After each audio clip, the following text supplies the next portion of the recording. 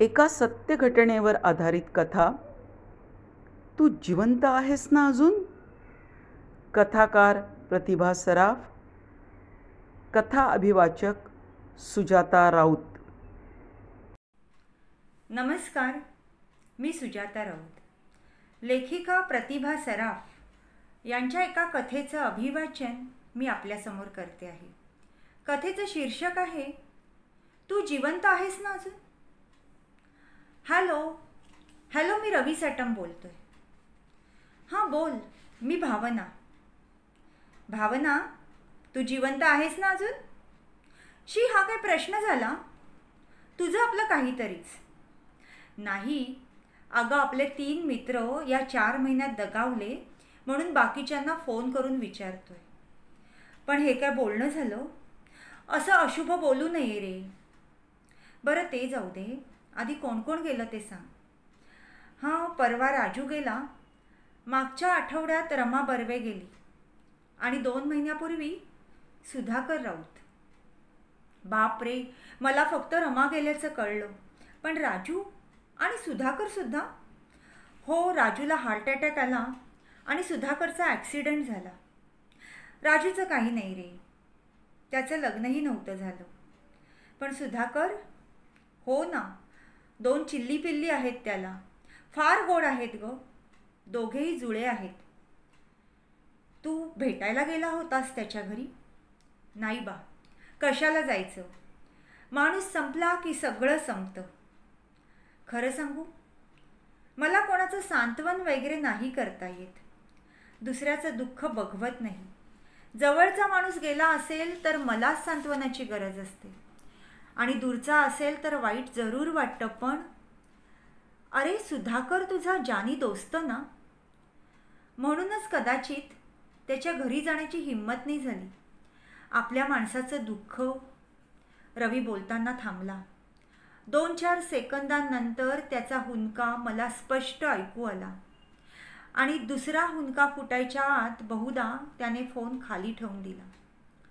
आमच्या 3 वर्गमित्रांसाठी शोकसभेत उभे राहतात तसं मी डोळे मिटून 2 मिनिटं उभी राहिले.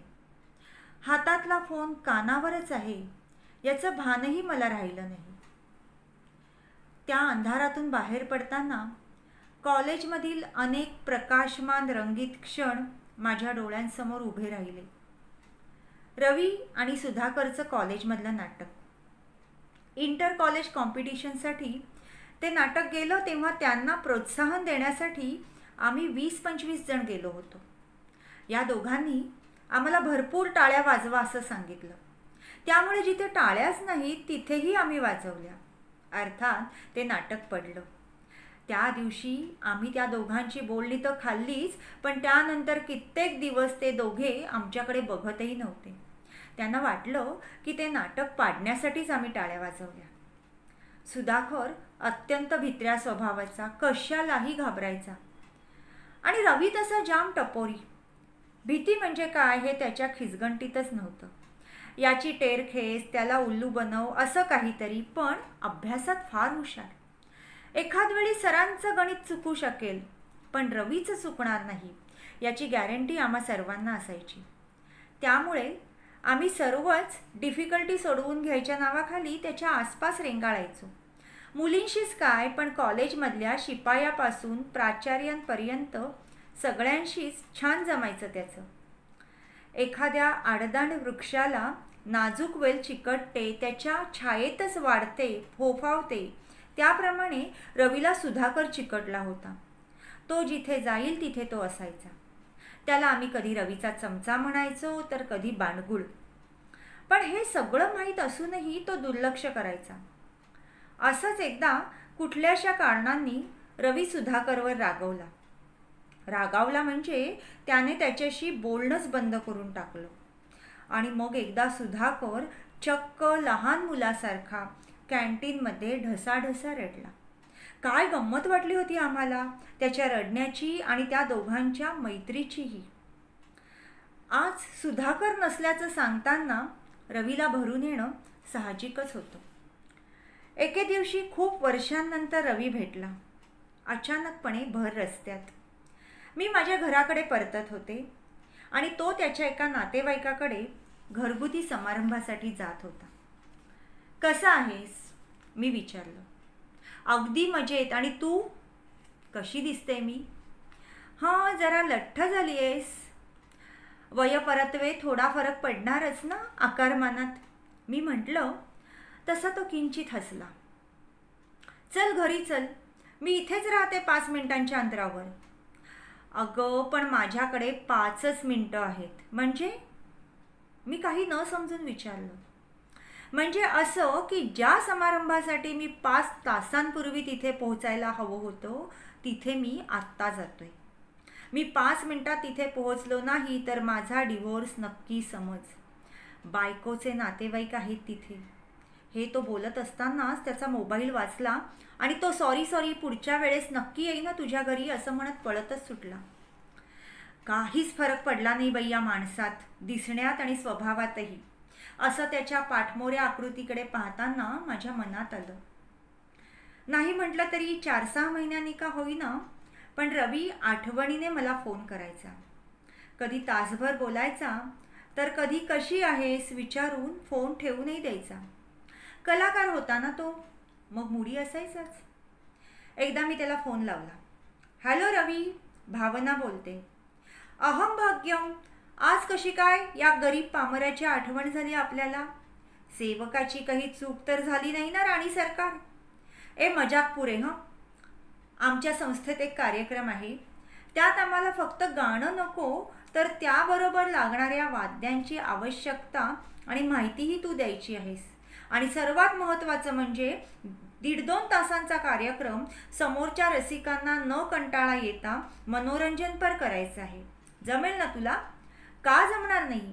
एक तर हा माझा सर्वात आवडीचा विषय आणि दुसरं म्हणजे राणी साहेबांचा हुकूम मी कसा टाळणार? बरं ठीक आहे, या महिन्याची 27 तारीख चालेल? जो हुकूम. अरे बाबा घाई नको करूस, नीट डायरी वगैरे बघून सांग ना. पुढच्या आठवड्यात आम्हाला पत्रकं छापायची आहेत.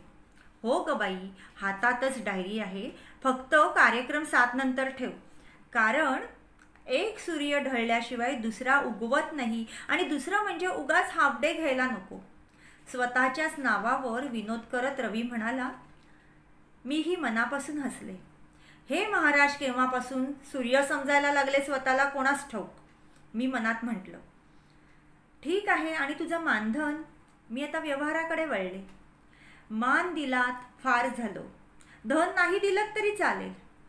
तुझ्याशी बोलायचं म्हणजे ना त्रासच आहे. ठीक आहे, ते मी पाहून घेईन. बाकी कार्यक्रमाचं नक्की ना? विसरू नकोस हं. माझा शब्द म्हणजे काळ्या दगडावरची पांढरी रेघ असं म्हणत रवीने फोन खाली ठेवला. ठरल्याप्रमाणे रवी आला, अगदी वेळेवर. कार्यक्रम झकास झाला. कार्यक्रम उत्तरोत्तर रंगतच गेला. मी बोलावलेला वक्ता म्हणून गांगणबाईंनी आभार प्रदर्शनात माझंही नाव घेतलं. त्यालाही लोकांनी टाळ्या वाजवल्या. त्या क्षणी माझ्या अंगावर मुठभर मास चढलं. त्या दिवशी महत्त्वाचा कार्यक्रम संपल्यावर चहा फराळाचा जो कार्यक्रम झाला तो तर त्याहीपेक्षा जास्त रंगला. बोलण्याच्या ओघात आपली जीवन कहाणीच रवीने उद्धृत केली. रवी अत्यंत गरिबाघरचा मुलगा. केवळ दुसऱ्यांची मदत आणि स्कॉलरशिपवरच तो शिकू शकला.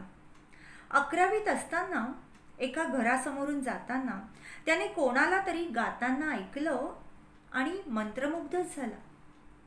आवाजाच्या दिशेने खेचला गेला.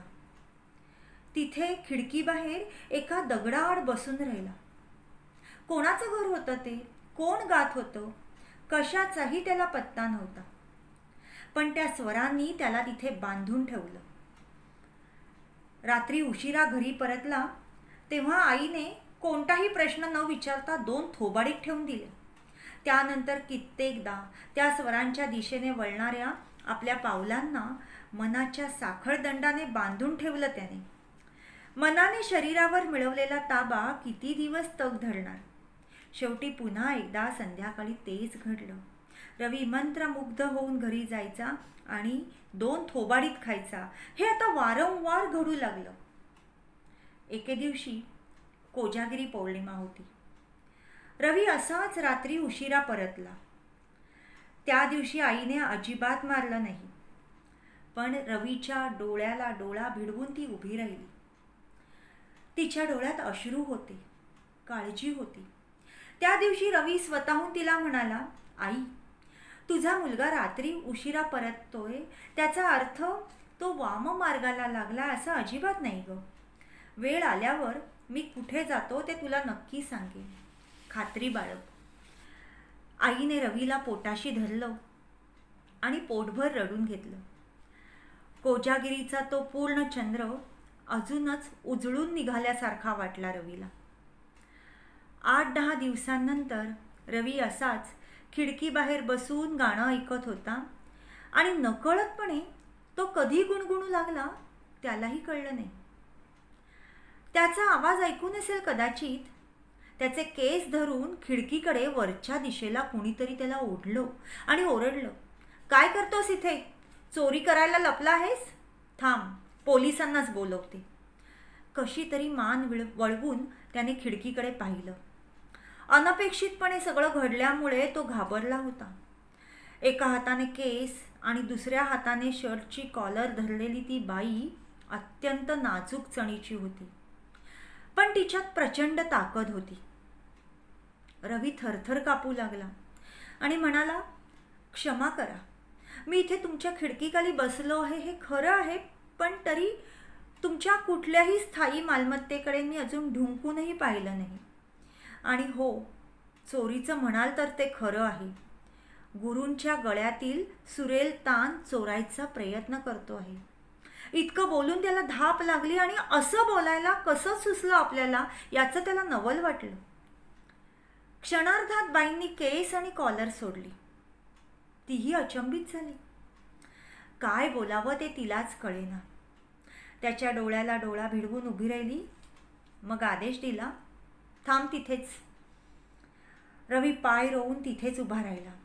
ती भराभर घराबाहेर आली. तिच्या उजव्या हाताच्या पंजाने तिने रवीचा डावा हात धरला आणि जवळजवळ ओढतच ती त्याला घरात घेऊन गेली. बैठकीत मंद प्रकाशात काहीतरी गूढ वाटावं असं वातावरण होतं. समोर तेजपुंज गुरूंचा चेहरा, भव्य कपाळावर उठून दिसणारा रेखीव चंदनाचा टिळा, त्यांच्यासमोर त्याच्यापेक्षा वयाने कितीतरी लहान असणारे 2 शिष्य. एखादी झंकारणारी तार मध्येच तुटावी तसं अस्वस्थ होऊन ते रवीकडे पाहू लागले. त्यांच्या डोळ्यातील भावना वाचायची हिंमत त्याच्यात नव्हती. तो खालमानेने उभा. बाईंनी हात घट्ट धरल्यामुळे बोटातील रक्त साकळल्यासारखं झालं होतं. बाई घरातून घाईघाईने बाहेर आणि आत आल्यामुळे त्यांचीही थोडीशी दमछाक झालेली. कोणी कोणाशीच 5 मिनिटं बोललं नाही. हा आपल्या खिडकीबाहेर बसून तुमचं गाणं ऐकत होता. बाईंनी गौप्यस्फोट केला. रवीने नजरेबरोबर मान अजूनच खाली झुकवली. त्याच्या केविलवाण्या चेहऱ्याकडे पाहून गुरूंना काय वाटलं कोणास ठाऊक. त्यांनी अलगदपणे तंबोरा बाजूला केला आणि ते धीरगंभीर आवाजात म्हणाले, इकडे ये बाळ. रवीला अजूनही त्यांचा बाळ हा शब्द आठवतोय. कारण हे सांगताना रवीने मोठा पॉज घेतला आणि म्हणाला, इतक्या प्रेमाने तर आईनं सुद्धा त्याला कधीच बाळ म्हटलं नव्हतं. बाळ या शब्दातील प्रेमभावना काही वेगळीच होती. तो गुरूंच्या दिशेने आपोआप ओढला गेला. इथे बैस. उजव्या हाताची 5ही बोटे उलगडून त्यांनी स्वतःच्या बाजूची जागा त्याला दाखवली. अंग आक्रसून घेत तो तिथे निमूटपणे बसला. गुरूंनी मायेने अलगद त्याच्या डोक्यावरून हात फिरवला. त्यामुळे रवी बराच सावरला. गाणं आवडतं? गुरूंचा पहिला प्रश्न. खूप. रवी धीटपणे म्हणाला. शिकायचंय? मनापासून. गुरुदक्षिणा काय देशील? कातड्याचे जोडे करून घालीन तुम्हाला. शाळेत कधीतरी शिकलेलं ते वाक्य त्या क्षणी त्याला आठवलं बहुतेक. गुरु किंचित हसले, म्हणाले, तू जे म्हणालास त्याचा अर्थ माहीत आहे? तो गप्प. काहीतरी चुकल्याची जाणीव झाली त्याला. नाव काय तुझं? गुरूंनी विचारलं. नाव रवी, रवी सॅटम. माझं नाव माहीत आहे? गुरूंची प्रश्नार्थक मुद्रा. नाही. ठीक आहे, उद्यापासून आत येऊन बसत जा. त्याने प्रथमच गुरूंच्या चेहऱ्याकडे पाहिलं. त्यांच्या चेहऱ्यावर प्रसन्न हास्य होतं. त्या क्षणी कोणत्या भावना दाटून आल्या ते त्याला आठवत नाही. फक्त तो तिथून उठता उठता हो म्हणाला आणि पडत्या फळाची आज्ञा घेऊन तिथून सटकला. न जाणो पुढच्या क्षणी त्यांचा निर्णय उगाचच बदलायचा. स्वतःच्या घरात शिरल्यावरही त्याचे पाय कितीतरी वेळ थरथरत होते. अंग घामेजून गेलं होतं. दुसऱ्या दिवशी संध्याकाळच्या वेळेस आपोआप गुरुजींच्या घराकडे रवीचे पाय वळले. गुरुजींनी काही मंत्र म्हणत त्याच्या हाती गंडा बांधला. त्या दिवशी गुरुमाऊली मात्र त्याच्याकडे पाहून गोड हसत होत्या. त्यांनी घरातून कुठलासा गोड पदार्थ आणला, आपल्या हाताने त्याच्या तोंडात भरवला आणि मग इतर 2 शिष्यांनाही दिला. तो त्या दिवशी वेगळ्याच धुंदीत तिथे बसून राहिला. पण गुरुजींनी काय शिकवलं ते काही त्याच्या डोक्यात शिरलं नाही.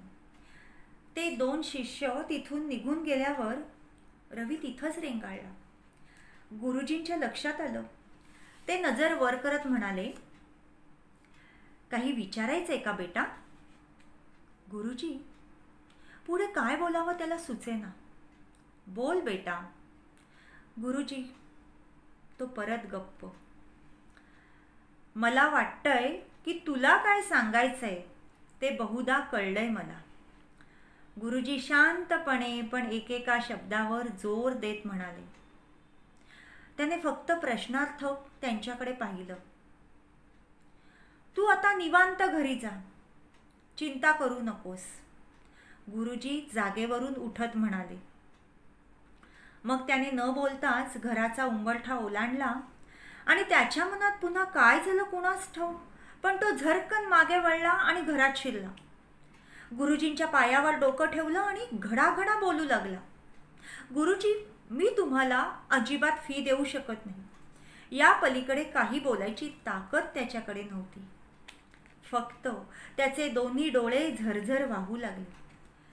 अरे पण एका शब्दाने तरी मी तुला त्याबद्दल विचारलं का? गुरुजी म्हणाले. खरं तर त्याचे कपडे, त्याच्या फाटक्या चपला, त्याची कृश अंगकाठी, पुरेशा अन्नाअभावी निस्तेज दिसणारा त्याचा चेहरा, तो किती गरीब होता हे न सांगताच दाखवून देत होता. तो कितीतरी वेळ हुंदके देत त्यांच्या पायाशीच बसून राहिला आणि गुरु त्याच्या डोक्यावरून मायेने हात फिरवत राहिले. गुरुमाऊली मात्र हे सर्व पाहून स्तब्ध झाल्या आणि मग त्यांचेही डोळे भरून वाहू लागले.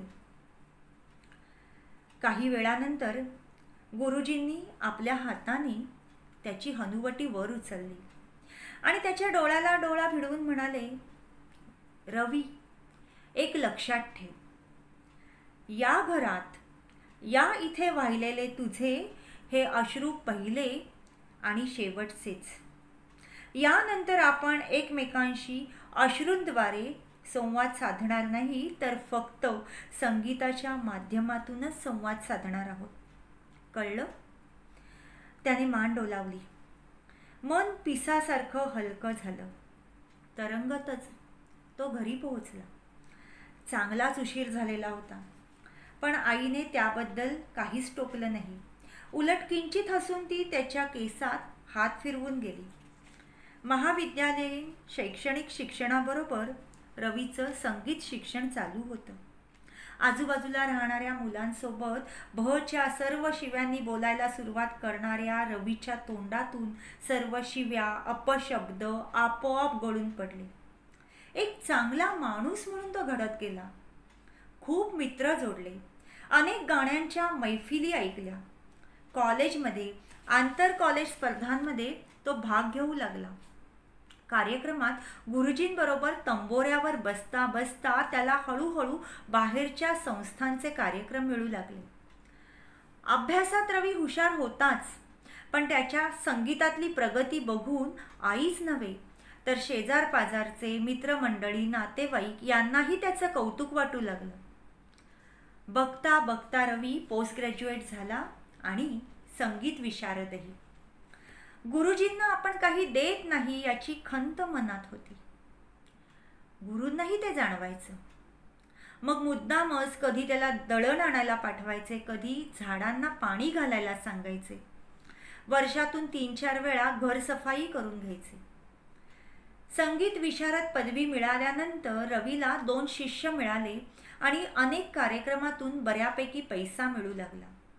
रेल्वे खात्यात नोकरी लागली, त्यामुळे हातात 4 पैसे खुळखुळू लागले.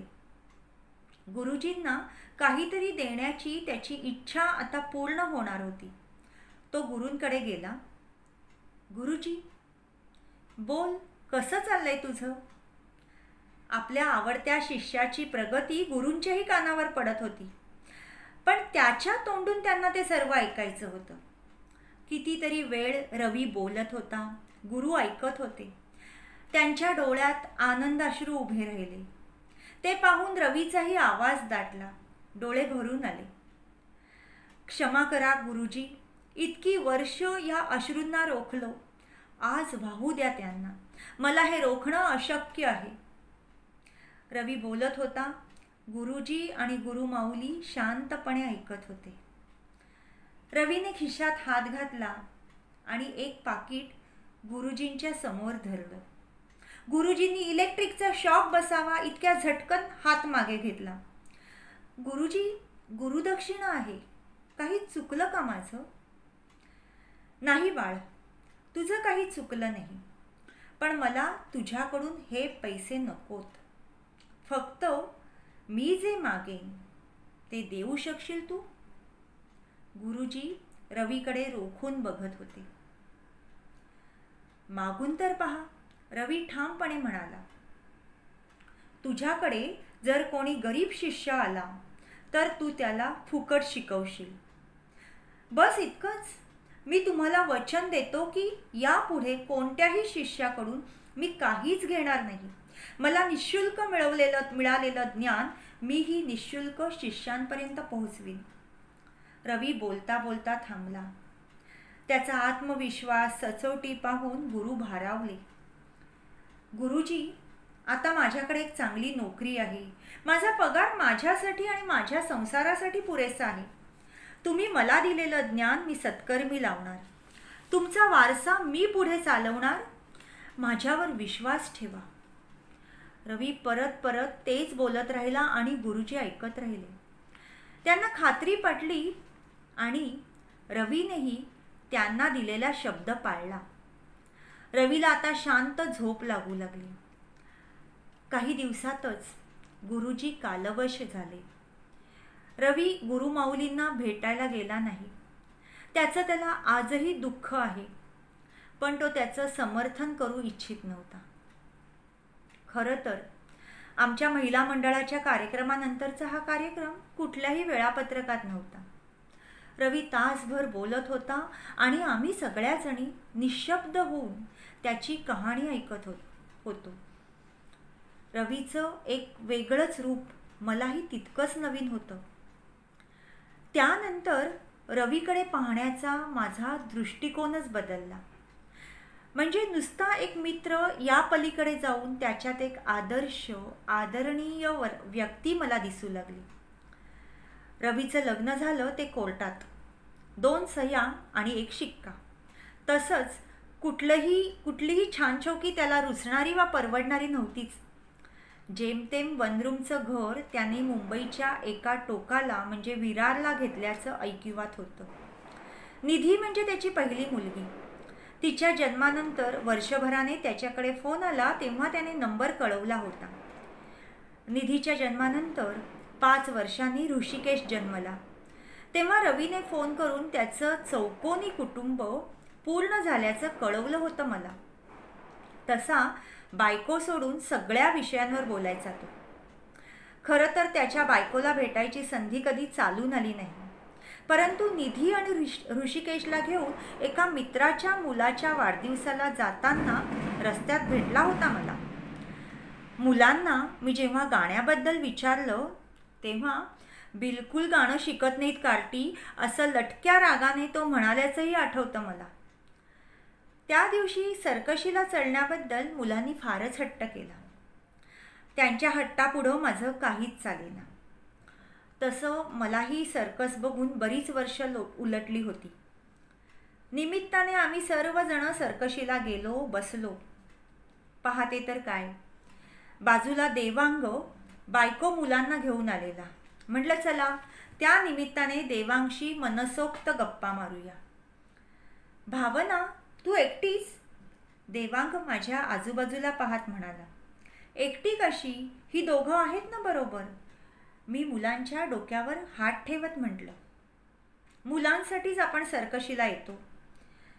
मी तुझे हे कुठे आहेत असं विचारलं.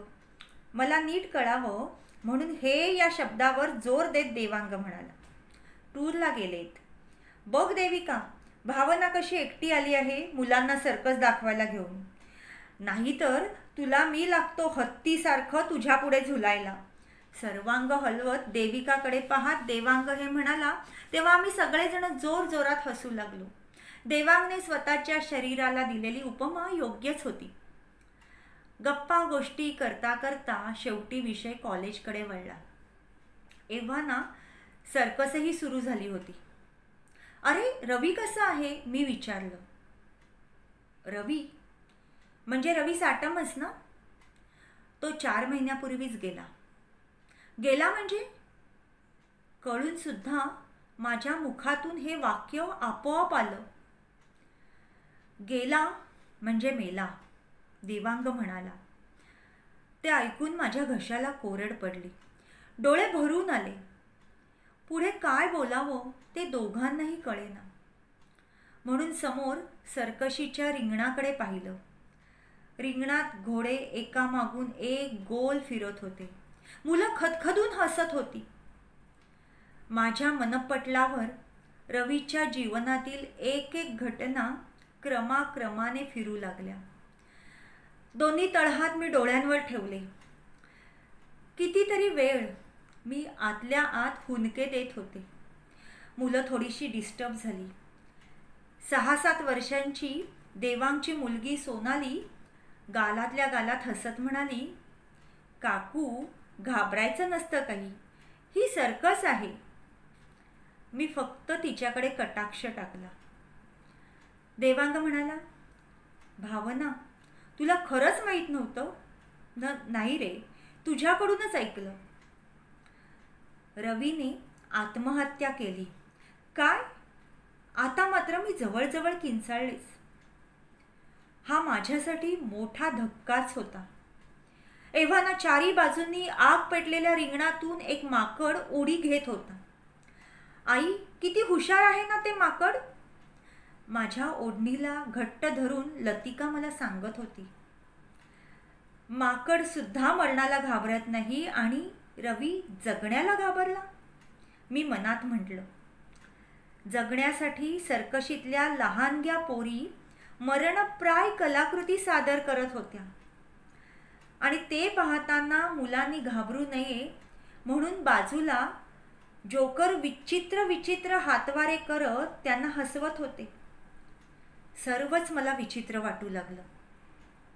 इतक्या वाईट परिस्थितीत जिद्दीने जगलेल्या रवीने आपल्या हाताने आपलं मरण ओढवून घ्यावं, यामागे काय कारण असू शकतं? मीही देवांगला मुद्दामच आत्महत्येचं कारण विचारलं नाही. ही सर्कस केव्हा संपेल असं मला झालं. सर्कशीतलं एक एक पात्र शेवटचा हात हलवत विंगेत परतू लागलं. प्राणी, जोकर, रिंग मास्तर सगळे गेले. शेवटी जीवन म्हणजे सर्कसच ना. काम झालं की विंगेत जायचं. नव्या जोमानं, नव्या उत्साहानं तोंडावर रंगरंगोटी करून, रंगीबेरंगी चकचकीत कपडे घालून पुढच्या प्रयोगाला हसतमुख बाहेर यायचं, ते नवीन आलेल्या प्रेक्षकांना हसवण्यासाठी. तेच जुने विनोद, त्याच जुन्या कलाकृती पुन्हा पुन्हा सादर करायच्या. पण रवी जीवनातल्या अशा कोणत्या खोट्या रंगरंगोटीला कंटाळला होता? कोणत्या झगमगाटाला पाहून त्याने कायमचे डोळे मिटले? अशी नेमकी कोणती गोष्ट घडली की रंगमंच सोडून विंगेत परतला, कधीही बाहेर न येण्यासाठी? आज मला रवीचा शेवटचा फोन आठवला. भावना, जिवंत आहेस ना अजून? धन्यवाद.